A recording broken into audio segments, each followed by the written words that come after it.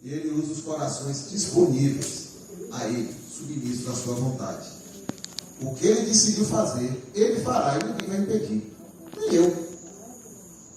Nem eu. Se Paulo quisesse ali impedir, não, Senhor, eu vou para cá mesmo. Você vai sozinho. Porque eu não estou contigo.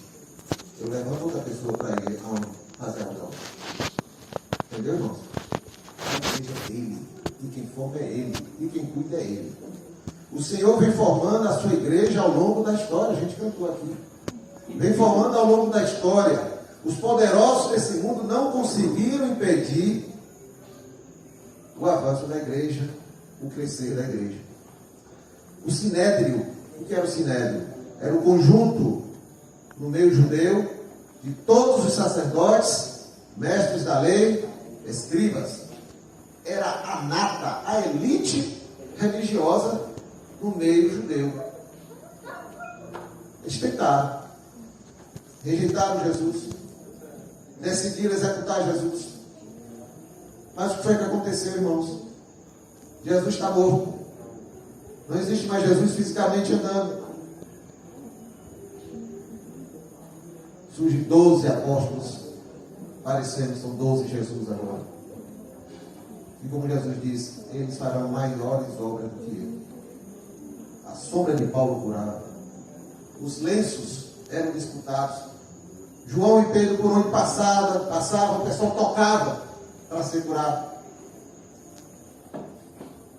Muitos se converteram ao cristianismo, mesmo com a morte de Jesus. Isso atrapalhou a mente do sinédrio daqueles homens. Os imperadores e soldados romanos perseguiram, prenderam e executaram milhares de cristãos. Mas muitos deles, muitos soldados, muita gente que trabalhava ao redor dos imperadores se converteram ao cristianismo.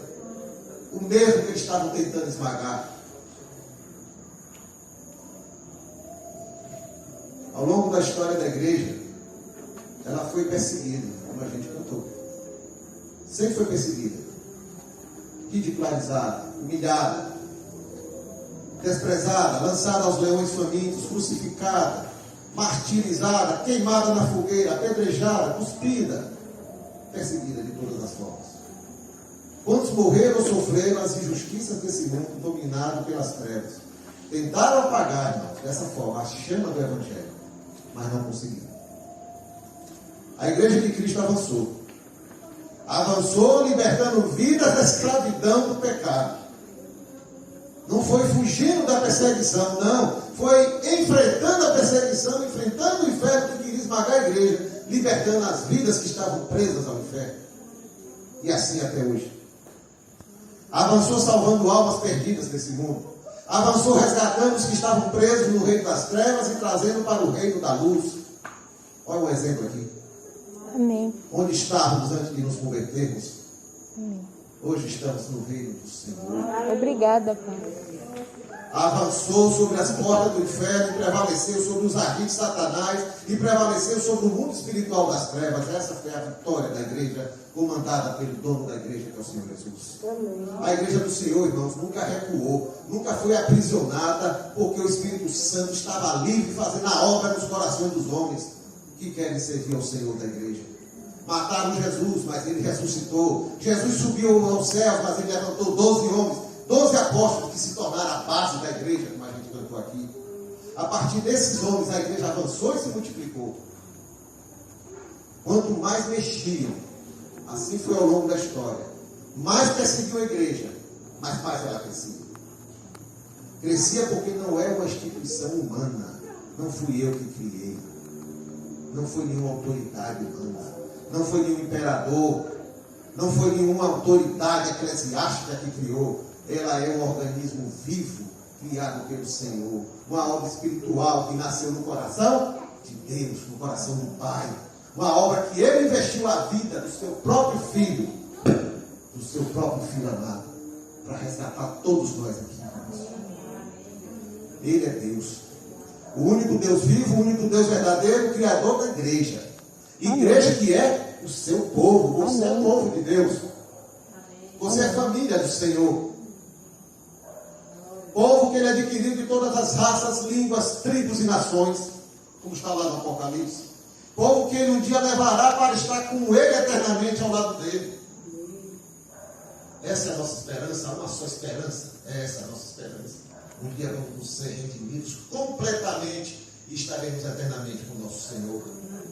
O Senhor teve um sonho, Deus teve um sonho, o sonho de ter uma família, irmãos. E filhos que tivessem prazer de estar com Ele. Ninguém o impedirá de alcançar esse propósito através da igreja. Ninguém impedirá. Ele sonhou antes de criar todas as coisas, de ter uma família, de muitos filhos. E como Deus formou sua igreja? Como Deus forma a sua igreja? Como Deus continuará formando a sua igreja até a volta do Senhor Jesus? Para entendermos algumas coisas, temos a palavra, irmãos. A palavra como fonte de conhecimento. Nas Escrituras Sagradas, alguns fatos foram registrados como exemplo de como o Senhor atua formando e cuidando da sua igreja. Relatos que nos ajudam a compreender e alimentar nossa fé nos cuidados do Senhor com sua igreja. Vamos fazer um passeio, como eu falei. Fazer um passeio na palavra. Alguns versículos, vamos ler. E vemos o agir de Deus, que muitas vezes nas nossas vidas só percebemos quando a obra já avançou e foi concluída. Por isso ele disse, creia. Creia somente. Eu estou contigo. Amém. Eu vou ler alguns textos de vez em quando. Os irmãos, se quiserem, anotem para ler depois em casa. Para a gente acelerar um pouco. Eu vou ler aqui Atos 9, de 1 a 5. Nós começamos por um texto lá em Timóteo. Paulo, ao fim da sua vida, sentenciado à morte na prisão em Roma, sentenciado por Nero, que tinha ódio de cristão. Paulo se despedindo, animando Timóteo, pastor da igreja em Éfeso. Então agora nós vamos voltar o fio. Lá para o início, Paulo ainda nem é convertido. Como é que aconteceu de Paulo ser perseguidor da igreja e cá na frente está animando a igreja, morrendo pela igreja, mas dizendo, eu creio no meu Senhor, eu creio nele. Eu sei que ele é poderoso para guardar meu depósito até aquele dia. Atos 9, de 1 a 5, e Saulo, ainda chamado de Saulo, respirando ainda ameaças e mortes contra os discípulos do Senhor, dirigiu-se aos sumos sacerdotes. Aqui é Paulo, ainda não convertido. Ele se dirige ao sumo sacerdote, que é o líder do sinédrio, que mandou matar Jesus, e pediu-lhe cartas para Damasco, para as sinagogas, a fim de que se encontrasse alguns deste caminho, quer homens, quer mulheres, os conduzissem presos a Jerusalém. E indo no caminho, aconteceu que, chegando perto de Damasco, subitamente secou o resplendor de luz do céu, e caindo em terra, ouviu uma voz que lhe dizia, Saulo, Saulo, por que me persegues? Aqui é Jesus falando com Paulo. E ele lhe disse, quem és, Senhor? Quem és, Senhor? E ele disse, sou eu, Jesus, a quem tu persegues. Tu, Paulo, é para ti resistir aos aguilhões. Aqui é o relato da conversão de Paulo. Irmãos, a igreja estava sendo perseguida pelos religiosos judeus. O sinédrio que mandou matar Jesus declarou perseguição total aos seguidores dessa nova seita. Cheios de ódio e com o objetivo de apagar do mundo, deletar os que insistiam em seguir os ensinos daquele Jesus, eles nomearam Paulo para ir atrás dos que haviam fugido de Jerusalém. Muita gente fugiu de Jerusalém. Qual era o problema? Fugiram, então tranquilo aqui em Jerusalém. Não, teve um problema. A turma fugiu de Jerusalém para não ser perseguida, mas por onde passava pregava o Evangelho, pregava Jesus. E muitos começaram a crer no Senhor Jesus e se converter. E a igreja começou a crescer e se multiplicar mais ainda. Quanto mais perseguia, mais eles iam pelas cidades se espalhando. A igreja crescendo, se multiplicando no meio da perseguição. Eles não entendiam isso. Então nomearam Paulo. No texto lido que a gente leu agora, Paulo vai liderando um grupo de soldados do sinédrio, do templo de Jerusalém, Não é em pé de soldados romanos. É soldados do Sinédrio, que obedeciam ao sumo sacerdote e que trabalhavam no templo, como se fosse a polícia religiosa. Paulo vai liderando esse grupo com a missão de trazer presos seguidores desse Jesus. Mas no trajeto para a cidade de Damasco, eles subiram ao norte de Israel, em direção a Damasco. Paulo tem um encontro com Jesus. Um encontro que definiu a vida de Paulo. Um encontro que mostrou a Paulo que ele estava totalmente enganado na sua visão religiosa. Paulo conhecia demais a religião judaica. Por isso ele tinha zelo pelas coisas do Senhor dentro do que ele conhecia. Mas é que ele tem encontro diretamente com Jesus. Quem programou isso? Nas melhores orações dos irmãos. Quem programaria? Não, vamos programar o encontro de Paulo com Jesus. Um encontro. E ele não vai ter dúvida que foi Jesus que chegou presente aí. Mas aconteceu. E Paulo se debateu com Jesus ali naquele caminho. E tinha que ser um encontro poderoso desse para converter Paulo. Mudar totalmente o pensamento de Paulo. Paulo se rendeu a Jesus. Paulo agora se torna agora seguidor de Jesus. De perseguidor, agora seguidor. Jesus agora é o novo Senhor da vida de Paulo. A história muda quando o Senhor quer mudar. A quem você, irmãos? Cada irmão aqui, cada um de nós. Começar comigo. A quem eu estou pregando o Evangelho. Por quem eu oro para que o seu coração seja convertido ao Evangelho. Quem eu escolho pregar o Evangelho? Eu acho que alguns merecem mais do que outros ouvir o Evangelho da salvação. Deus me deu direito a isso. O Evangelho é para todos. Não importa. Pode ser Paulo perseguindo. Pode ser meu vizinho que não me persegue, mas não quer saber do Senhor. Eu tenho que orar por todos. Eu tenho que pregar o Evangelho a todos. Uma pessoa como Paulo de Tarso seria alvo das minhas orações ou ações evangelísticas, ou eu ia, no mínimo, evitar de passar no caminho dele? E as orações?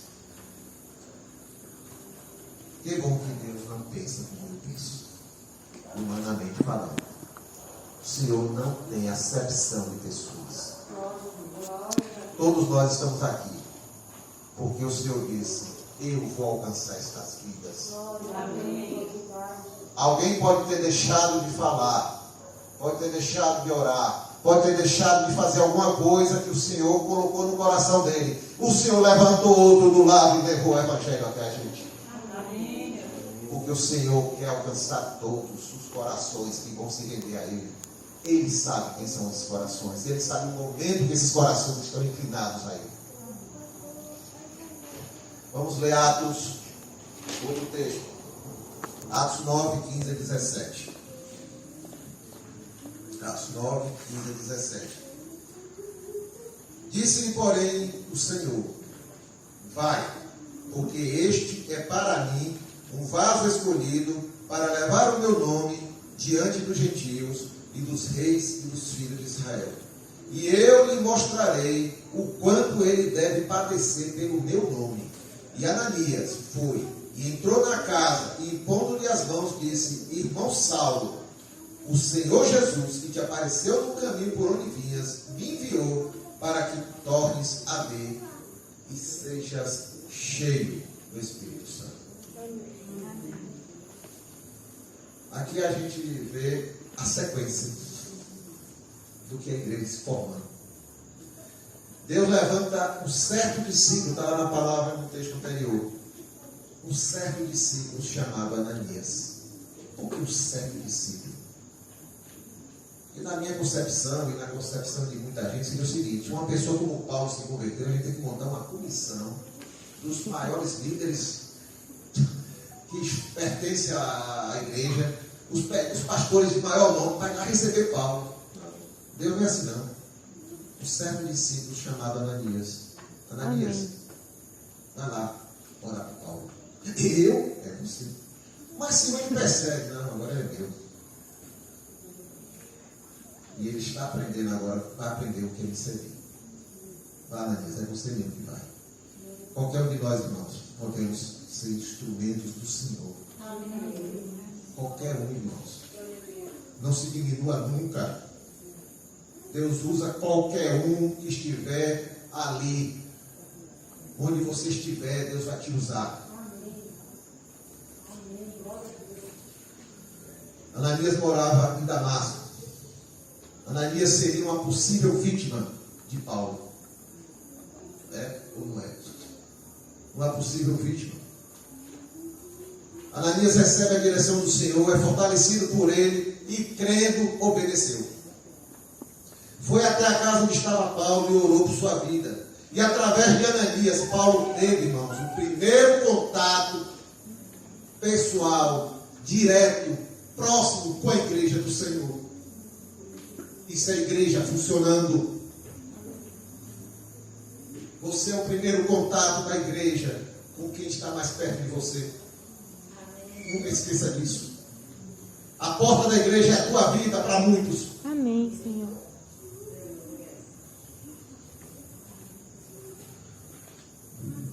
Não foi fácil para Ananias. E muitas vezes não é fácil para a gente também, em muitas situações. Mas ele obedeceu e creu no Senhor. O que fazemos para o Senhor da igreja? Só o que é mais fácil para mim. O que não me toma tempo. O que não exige meu esforço. O que não vai de encontro às minhas vontades. O que é que eu faço para o Senhor? Aquilo que não me tira do conforto. O que não me faz ter que conviver com quem não gosto, não concordo. Não suporto a diferença daquele irmão, daquela irmã, daquele vizinho, daquela pessoa, daquele parente. Eu não gosto do jeito dele. E manter distância.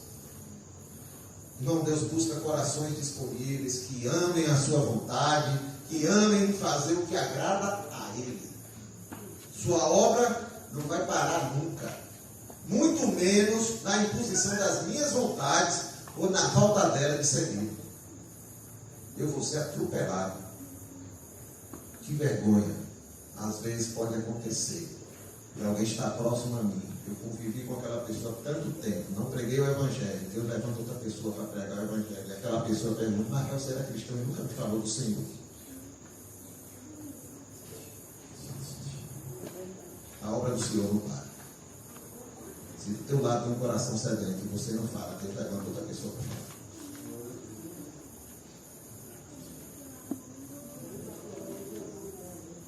Atos 11, 25 a 26.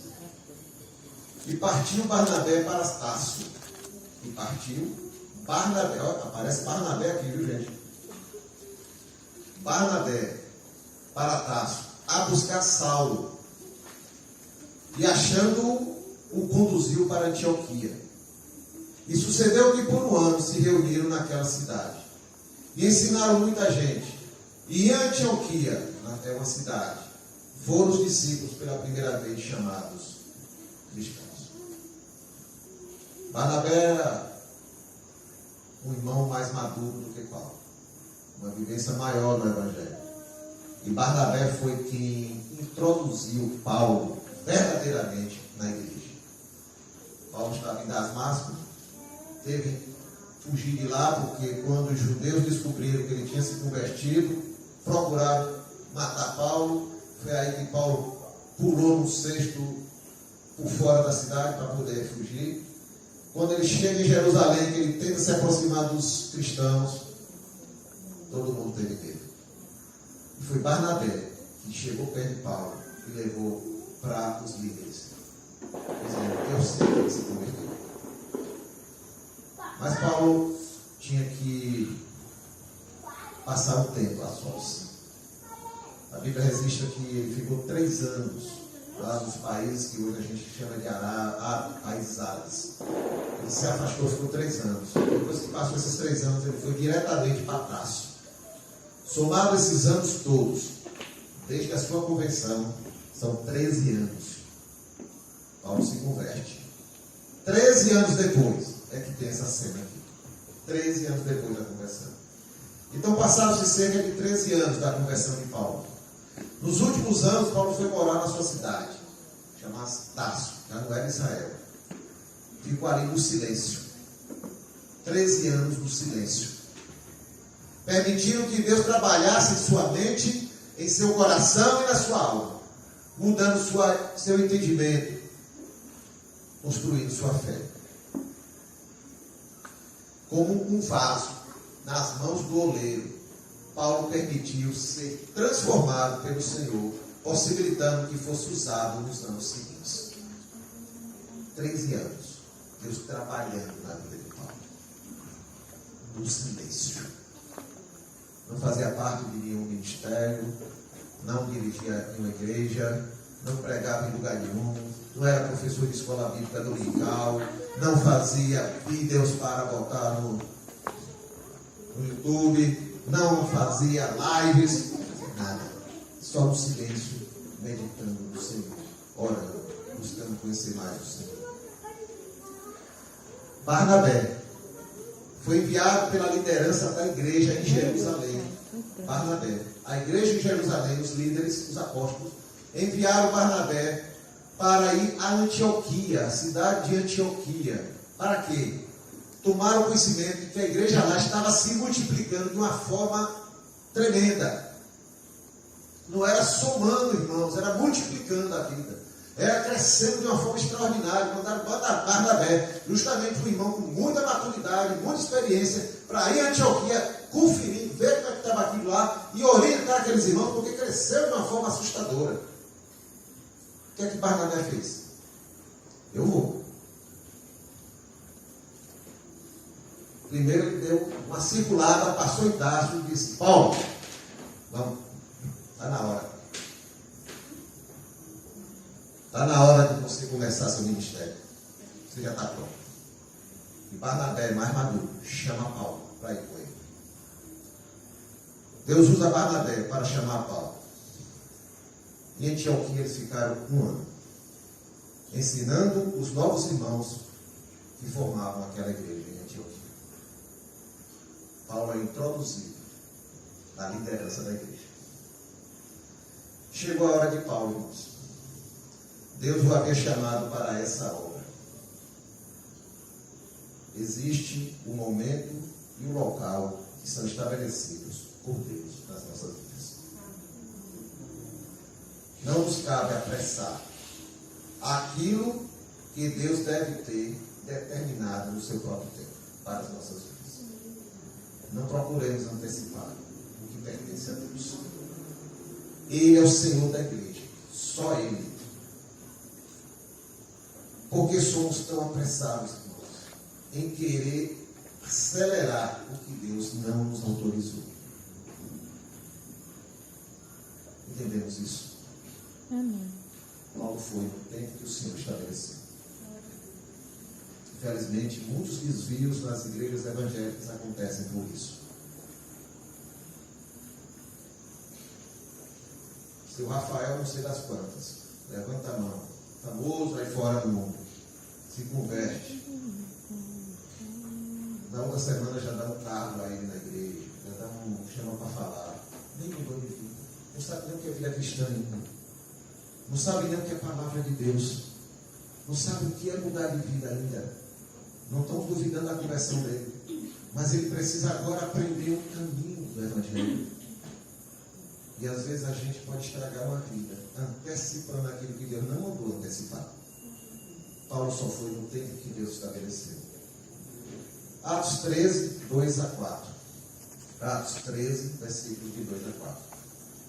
E servindo eles ao Senhor, e jejuando, disse o Espírito Santo: apartai-me a Barnabé e a Saulo, para a obra que eu os tenho chamado.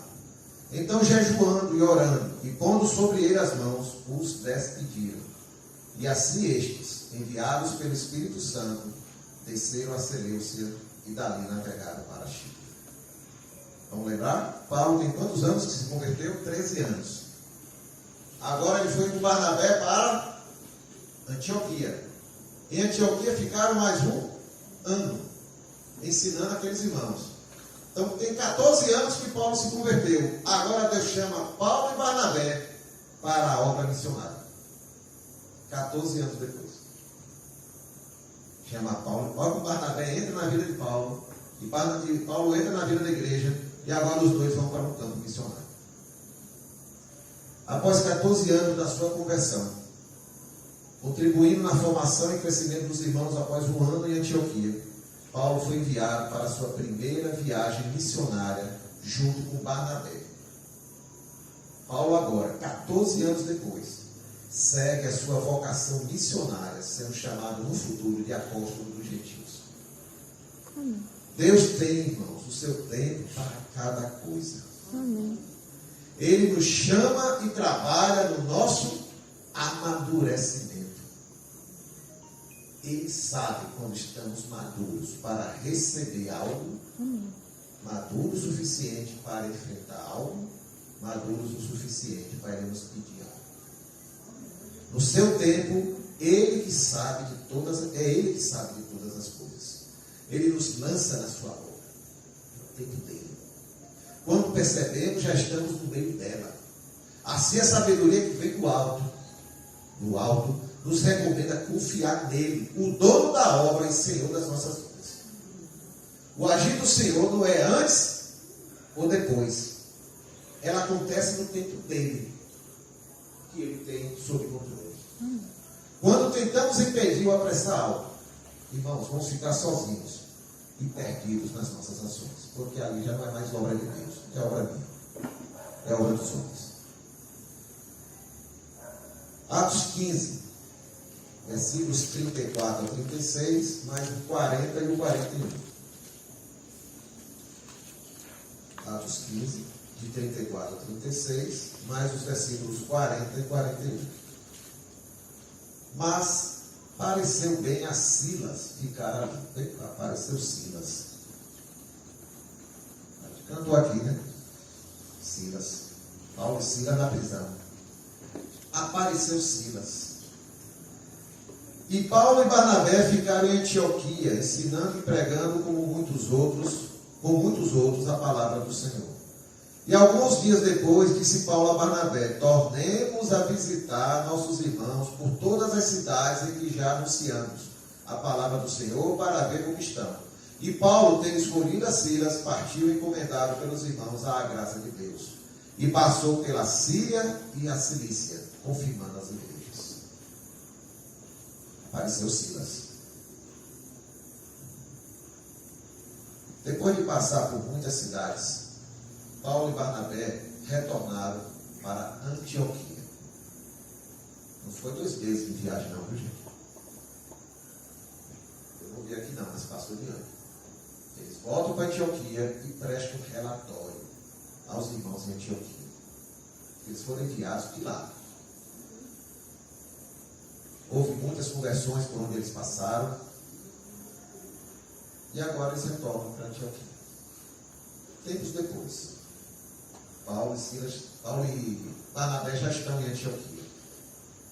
Uma missão dos apóstolos, da liderança da igreja de Jerusalém, chegou a Antioquia. Logo depois que Paulo e Barnabé retornam. E eles vêm trazendo algumas mensagens da liderança da igreja lá em Jerusalém. No meio deles, quem estava? Silas. Os irmãos terminam a missão e voltam para Jerusalém. Quem fica? Por escolha. Silas fica em Antioquia. Dias mais tarde, Paulo e Silas formam a nova dupla da segunda viagem missionária. Foi assim que Paulo encontrou Silas. Deus levou Silas para lá. E ele sai na segunda viagem missionária.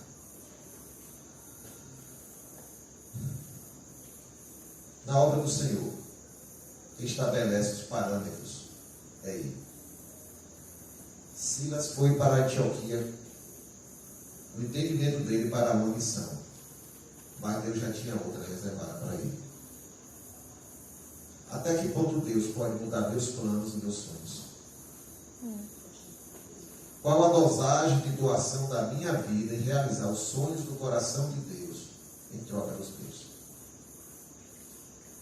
É Deus que governa a minha vida ou sou eu mesmo? Silas se submeteu à mudança de planos do Senhor e seguiu com Paulo na segunda viagem missionária.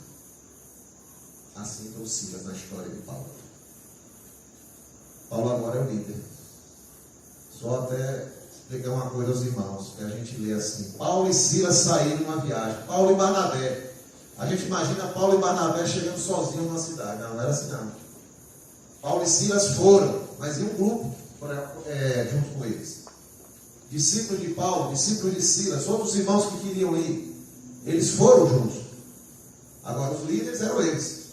Por isso que às vezes era perseguido. Chegava numa situação, Paulo era perseguido, expulso da cidade. Ele ia e deixava um discípulo tomando conta dos irmãos que tinham se convertido. Estratégia do Senhor. Amém. Nunca ele saiu para deixar sem cobertura. O alvo era ele deixava um discípulo. Atos 16, de 1 a 3. Atos 16, de 1 a 3. E chegou a Derbe e Listra, e eis que estava ali um certo discípulo por nome Timóteo. Timóteo aparece na história. Filho de uma judia, que era crente, mas o seu pai era grego, do qual dava um bom testemunho os irmãos que estavam em Listra e em Icônio. Paulo quis que este fosse com ele. Paulo pediu que Timóteo o acompanhasse. Viu vida do Senhor na vida de Timóteo. Timóteo jovem, venha. Vamos contribuir na formação da sua vida cristã. Paulo viu ali um futuro pastor. Paulo quis que este fosse com ele, tomando o circuncidor por causa dos judeus que estavam naqueles lugares, porque todos sabiam que seu pai era grego. Paulo aqui conheceu Timóteo e se tornou seu discípulo na fé e futuro pastor. Paulo incorporou, irmãos, esse jovem na sua missão missionária, contribuindo na sua formação cristã e no seu futuro ministério pastoral. Paulo tinha a visão de que o discípulo faz discípulo. Discípulo faz discípulo. Líder forma novos líderes. Pastores formaram novos pastores. Paulo contribuiu na vida de muitos que se tornaram líderes nas suas igrejas, pastores, vidas que foram referência de serviços no reino de Deus. O ministério de Paulo foi um seminário ambulante, formando vidas e líderes. Homens, mulheres, jovens, adultos, viram a vida de Paulo como exemplo de doação ao Senhor. Aí eu só faço a seguinte pergunta: eu tenho contribuído para que outros cresçam no conhecimento, na graça e na obra do Senhor Jesus dentro da igreja? Como seria a igreja se todos fossem iguais a mim?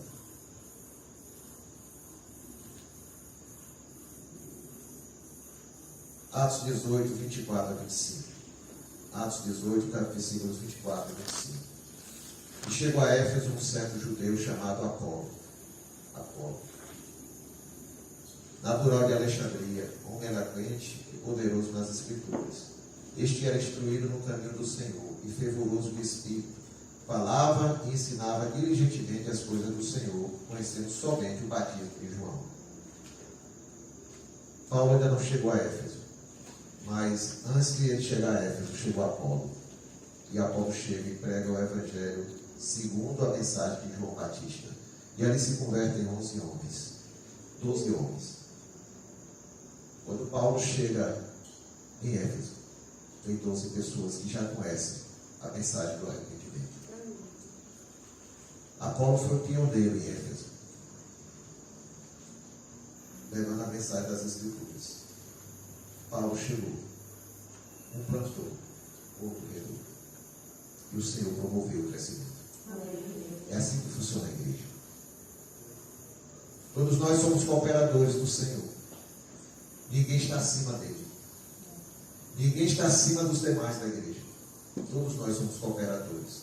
Somos iguais perante o Senhor da igreja, porque Ele quer usar cada um conforme o seu propósito. Não pode haver dentro de mim o sentimento de superioridade ou de achar que sou insubstituível. Irmãos, o único insubstituível na igreja é o Senhor da igreja. Não existe ninguém insubstituível, só Ele. Atos 19, versículos 1, 7, 10 e 11. E sucedeu que enquanto Apolo estava em Corinto, Paulo, tendo passado por todas as regiões superiores, chegou a Éfeso, e achou ali alguns discípulos. E estes eram todos 12 homens. E durou isto por espaço de 2 anos, de tal maneira que todos os que habitavam na Ásia ouviram a palavra do Senhor Jesus, assim judeus como gregos. E Deus, pelas mãos de Paulo, fazia maravilhas extraordinárias. Paulo chega a Éfeso, encontra um trabalho iniciado por Apolo. E Deus usa Paulo, com todo o seu ministério que estava junto com ele, para multiplicar a ação do Senhor ali. E muitos se converteram. Paulo ficou ali durante 2 anos, irmãos, em Éfeso. 2 anos. Muitas cidades ele ficou 3 semanas, 2 semanas, 1 mês, 3 meses. Em Éfeso ele ficou 2 anos. 2 anos ensinando as coisas do Senhor. 2 anos aprofundando a fé daqueles novos irmãos. 2 anos contribuindo para o amadurecimento na vida cristã e formação de líderes naquela igreja local. Em Éfeso, Paulo teve a oportunidade de fazer um trabalho com raízes profundas. Ele vendo. De muitas cidades ele foi expulso e deixava seus discípulos cuidando dos novos irmãos. Em Éfeso, Deus escolheu Éfeso para ele ficar e investir mais de si na vida daqueles irmãos. Foi a escolha do Senhor. O Senhor nos chamou, irmãos, para formar vidas. Vê-las nascer, crescer, amadurecer e um dia puderem cuidar também de outras vidas. É assim que é a igreja do Senhor. Vidas que têm frutos e frutos que permaneçam. Amém. Efésios 4, de 1 a 6. Rogo-vos, pois, eu, o preso do Senhor, que andeis como é digno da vocação com que fostes chamados, com toda a humildade e mansidão, com longa dignidade, suportando-vos uns aos outros em amor, procurando guardar a unidade do Espírito pelo vínculo da paz. Por quê? Porque há um só corpo e um só Espírito, como também fostes chamados em uma só esperança da vossa vocação, um só Senhor, uma só fé, um só batismo, um só Deus e Pai de todos, o qual é sobre todos e por todos e em todos. Irmãos, aqui encontramos Paulo. A gente falou de Paulo em Éfeso, ficou lá 2 anos. Aqui já se passam 4 ou 5 anos, não se tem certeza, mas é 4 ou 5 anos que Paulo já saiu de Éfeso. Paulo está aqui preso em Roma. É a primeira prisão dele em Roma. Nessa primeira prisão ele teve liberdade de receber pessoas, de escrever cartas. Ele morava numa casa, ele podia alugar uma casa, mas ficavam 2 soldados do lado de dentro e 2 soldados do lado de fora, acompanhando a vida de Paulo. Aqui podemos Paulo escrevendo para os irmãos da igreja em Éfeso. Paulo conhecia Éfeso? Conhecia. Paulo conhecia os irmãos. Foi ele que proclamou o evangelho ali. Foi ele que contribuiu na formação das vidas. Foi ele que ensinou as coisas do Senhor. Foi ele que formou líderes ali. Paulo escreveu muitas cartas, irmãos. Inclusive essa de Éfeso. Paulo exortou, ensinou, pastoreou as igrejas. Ardia no coração de Paulo o zelo pela igreja do Senhor. De vê-la nos caminhos de Jesus, servindo a Jesus na pureza e na firmeza na fé. Paulo intercedia pela igreja, orava pela igreja e clamava pela igreja. O tanto que Paulo amava a igreja, aquela mesma igreja que ele já havia perseguido. Paulo orava, pregava, ensinava e exortava a igreja quando estava livre. Paulo orava, pregava, ensinava e exortava a igreja quando estava preso. Paulo não deixava que suas limitações o impedissem de fazer a vontade do Senhor. Paulo sabia que o Espírito Santo é quem leva as suas orações ao Altíssimo.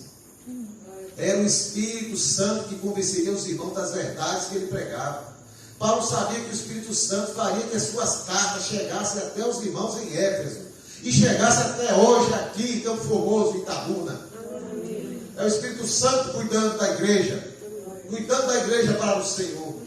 A palavra dele chegando desde aquela época até hoje. É essa palavra que está sendo ministrada. O Senhor cuidando da sua igreja. Paulo sabia que o Senhor cuidava da sua igreja em todos os lugares, em todas as situações. Paulo sabia que não era ele quem estava cuidando da igreja, mas era o Senhor cuidando da igreja através dele. Entenderam isso aí? Precisamos entender que Deus quer cuidar da igreja, irmãos. E Ele quer usar a vida de cada um para cuidar da sua igreja. Ele só precisa que o nosso coração esteja disponível. E aí, segundo Timóteo 1, de 7 a 9, que a gente leu. Porque Deus não nos deu o espírito de temor, mas de fortaleza, e de amor, e de moderação. Portanto, Timóteo, não te envergonhe do testemunho de nosso Senhor, nem de mim, que sou prisioneiro seu. Antes participa das aflições do Evangelho, segundo o poder de Deus, que nos salvou e chamou com uma santa vocação, não segundo as nossas obras, mas segundo o seu próprio propósito e graça que nos foi dada em Cristo Jesus, antes dos tempos dos séculos. Aqui é Paulo cuidando de Timóteo, aquele discípulo que entrou na sua caminhada, no seu ministério, anos atrás. Timóteo está aqui agora pastoreando a igreja em Éfeso. Paulo está preso aonde, irmão? É a segunda prisão. Nessa não foi igual à primeira. Nessa ele está já foi sentenciado, sabe que vai ser executado. Ele está no calabouço lá, úmido, porque se não morresse executado, morreria de doença. Era assim que o Império Romano tratava. Paulo está escrevendo a Timóteo, dentro das possibilidades que ele podia fazer. Paulo está cuidando de Timóteo, o pastor maduro cuidando de um pastor jovem. Aquele jovem que era seu discípulo anos atrás. Timóteo em Éfeso, sendo pastor. Éfeso que fez parte do ministério missionário e pastoral de Paulo. Agora está sob a liderança de Timóteo, seu discípulo. Paulo está cuidando, como discipulador, da vida de Timóteo. Agora é um pastor maduro, irmãos, cuidando de um pastor jovem, animando, fortalecendo, encorajando, lembrando Timóteo do seu chamado e da sua vocação. Vocação que foi dada por Cristo, não por homens. Não por um seminário, não por títulos humanos, mas por Deus. Mais uma vez percebemos que Deus cuida da sua igreja. Ao cuidar de Timóteo, através de Paulo, Deus estava cuidando da sua igreja, Deus estava cuidando da sua igreja, cuidando daqueles irmãos ao cuidar do seu líder. Entenderam? Deus estava cuidando dos irmãos, mas estava cuidando também do seu líder. Deus tem suas estratégias, tem seu modo de operar, que é exclusivo dele. Por isso, nunca devemos duvidar do seu zelo pelos seus filhos. Amém. E para encerrar, segunda carta de Timóteo também, capítulo 4, versículos 7 e 8. Paulo diz aqui a Timóteo, despedindo: combati o bom combate, acabei a carreira, guardei a fé. Desde agora a coroa da justiça me está guardada, a qual o Senhor, justo juiz, me dará naquele dia. E não somente a mim, mas também a todos que amarem a sua vida. Amém, A Senhor. palavra de ânimo que Paulo está dando a Timóteo foi no momento final da sua vida. Paulo está de novo preso em Roma. Só que agora já está condenado. Ele sabe que vai morrer. Ele ouviu a sentença. Só está esperando qual vai ser o dia. Paulo sabe que sua vida, seu trabalho, seu ministério aqui na terra chegou ao fim. Ele entendeu isso. Ele havia completado a carreira. Mas Paulo não perde o sentimento de zelo pela igreja do Senhor. E anima Timóteo. No momento desse, ele está tendo palavra, está conseguindo animar que está fora da cadeia. Animar Timóteo na vida cristã, encorajá-lo na vida ministerial. Humanamente, Paulo sabe que encerrou a sua jornada e sua tarefa que foi confiada por quem? Pelo Senhor. Assim ele faz o balanço final. Combati o bom combate. Acabei a carreira, guardei a fé. A certeza que Paulo transmite serve de exemplo para todos nós. O Senhor sempre cuidará da sua igreja. Amém. Não importarão as circunstâncias, as lutas, os sofrimentos. O Senhor sempre estará ao lado da sua igreja. Naquele dia, irmãos, naquele dia especial, receberemos em triunfo a coroa da justiça. A coroa da justiça que está reservada para todos. Todos aqueles que confiam no Senhor, que amam a sua vida. Amém. Assim como Paulo, todos nós receberemos o prêmio de quem? Do justo juiz. Receberemos a coroa da justiça, dada pelo quem? Pelo Senhor da igreja. Até lá, irmãos, até lá, congregação de Campo Formoso, confie que a igreja continuará avançando e ela continuará sendo cuidada pelo Senhor. Amém. O Senhor nunca vos abandonará. Amém. Ele sempre esteve convosco. Amém. Podemos não entender certas situações da nossa vida. Podemos não entender certos momentos da vida da igreja. Podemos não enxergar tudo. Mas Ele está enxergando. E continua cuidando. E um dia Ele disse: eu vou arrebatar a minha noiva. Amém. Santa e pura, para estar comigo eternamente. Que o Senhor nos abençoe com sua palavra. Vou ficar em pé, irmãos.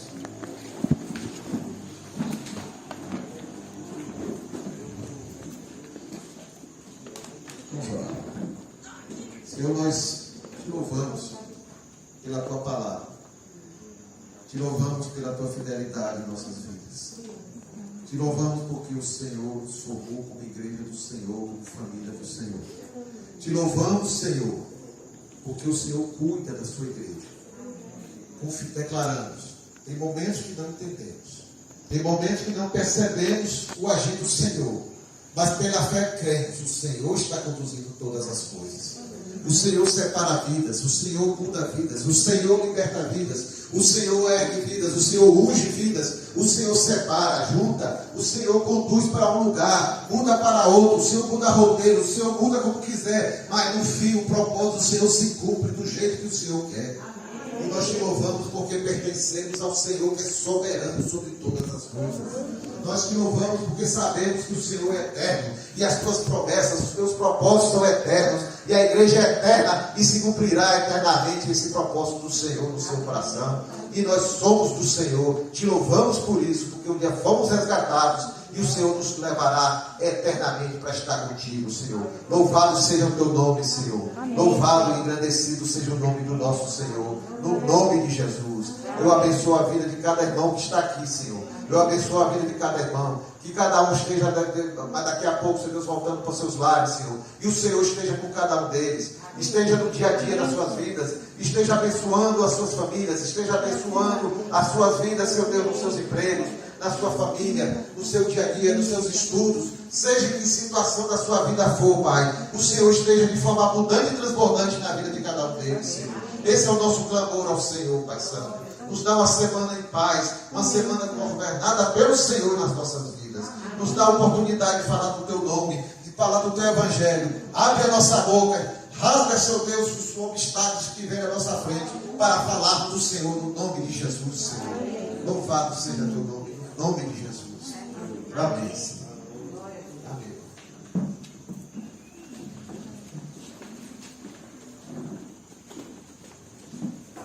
Que o Senhor abençoe a vida de todos. Amém. Estaremos aqui na quarta-feira, às 18 horas.